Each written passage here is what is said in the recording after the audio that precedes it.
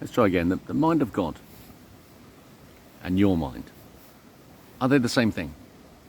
Just think about something now. This is the important choice you have to make about who to trust. Science tells you consciousness it adapts from complexity. It evolves from complexity, is what science says, so that a complex protein will have a complex experience, mind, created from this assembly of stuff. And it isn't true.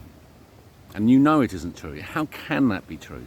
How can something as amazing as the experience of life be created through the assembly of proteins?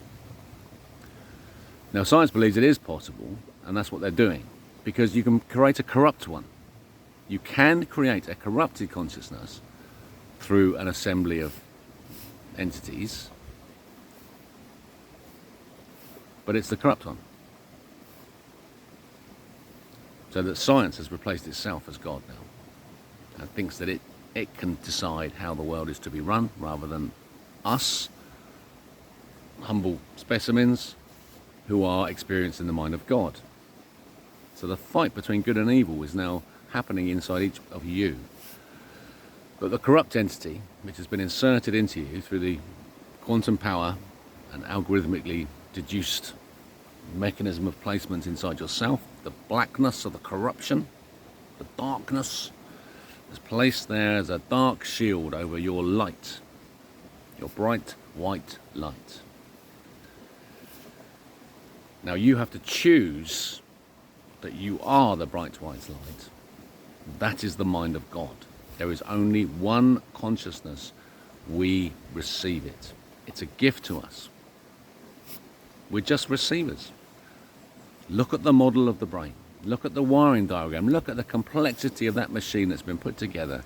That is not a creator of experience. That is a receiver of experience. And look how well designed it is. So this is the step. This is the step that breaks the spell inside you. The fight between good and evil is the fight between one mind of God and the infinite mind of corrupted science that has replaced it. Think about this.